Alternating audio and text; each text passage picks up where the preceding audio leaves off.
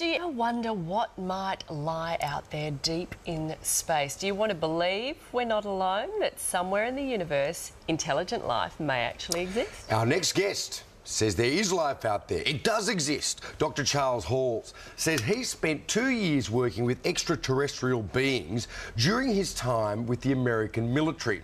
He claims the US military has actually been in contact with alien species for years.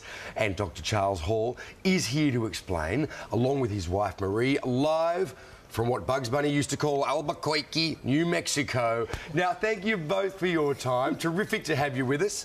Firstly, Charles, can you tell us your story of how you managed to come into contact with these beings as you worked with the military? I'm a Vietnam veteran, and I enlisted in the Air Force in July 1964, and I was trained as a weather observer.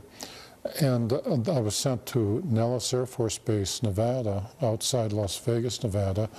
And for 2.5 years, I was sent up to the gunnery ranges up at Indian Springs, and I was given a clearance to allow me to go anywhere in Dreamland, as long as I was alone. I discovered that up there at the north end of Indian Springs Valley, which you can see on the map, in the state of Nevada here in America, that there was a base which the U.S. Air Force maintained for a group of extraterrestrials who were tall and white. And I, as the duty weather observer, was allowed to go up there, or they were allowed to come down to where I was. And the interaction took place over more than 2 years. Wow. During those 2 years, I also came across, I also interacted to a lesser extent with the Roswell Greys, and I've also personally talked with the extraterrestrials that I call the Norwegians with 24 teeth, who come here from a very nearby star, perhaps Bernard star. And my experiences, my presentations, my books are unique because I'm the only person that I know of that was allowed to interact with the extraterrestrials, the tall whites, for more than 2 years. So 3 different species of aliens you're talking about there, Charles. Yeah, can you describe what they look like, that is what they correct. were like? Well, I'll start with the tall whites. They're thinner than we are, and they're very frail. Throughout most of their life, they are the same height as I am, 5'11", and they live 10 times longer than humans. They live 600 or 800 years. Wow. But they don't age the way we do. When they get to be equivalent to a human of about 40 years, that means when they're about 400 years, they start growing again instead of aging as humans. Right. And then they go, and this continues, and so that by the time they get to be 600 or 800 years old, they're very tall, 8.5, 9, or 10 feet tall. But this is not necessarily good because their skeleton grows more than their internal organs. And so there comes a time after 600 or 800 years when their skeleton, their body is tall, but their organs can't support it. At which time they die a natural death, because they're just flesh and blood creatures like we are. If they injure themselves, it takes them 10 times longer to heal up than a human. Yeah. So there's a trade-off. Yeah, right. They still look fresh as a daisy when they go, though. They look like Tilda Swinton.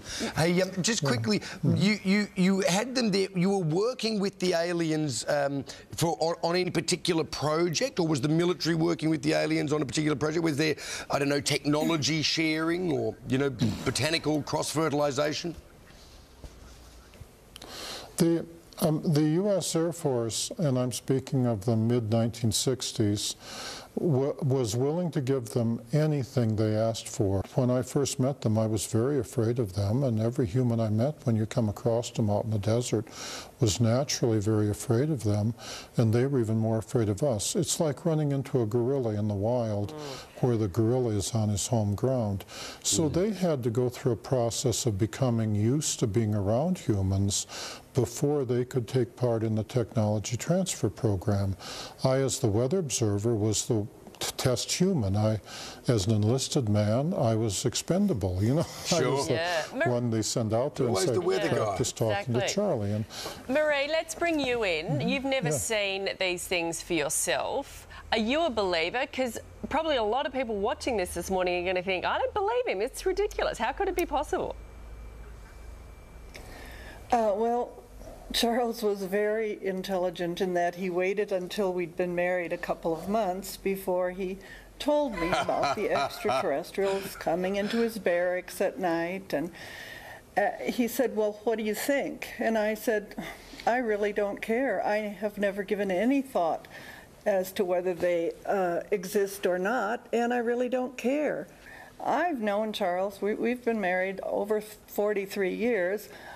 He may be a character, but I am his character reference, and I totally believe that this is real. Furthermore, we have had confirmations from people all over the world. We have never had any serious tire kickers, you know, people who say, well... Well, certainly there seems to be a lot of people, around the world who would support your view on this, who seem to have had their own experiences, but probably not quite as intimately as you. Now, unfortunately, we are going to have to leave it there, Charles and Marie, because we're about to lose our satellite, but you're coming to Australia next week to give a series of talks, and we can't wait to see you. Yep. And all the details of your tour will be on our website, so those interested in the life beyond will no doubt be there. Thank you. Good one. Yeah, quite a couple. Well, yeah, I don't know what Did you know, I mean, if you read through the briefing notes on that, some of those aliens left the military base and they went to a show in Las Vegas.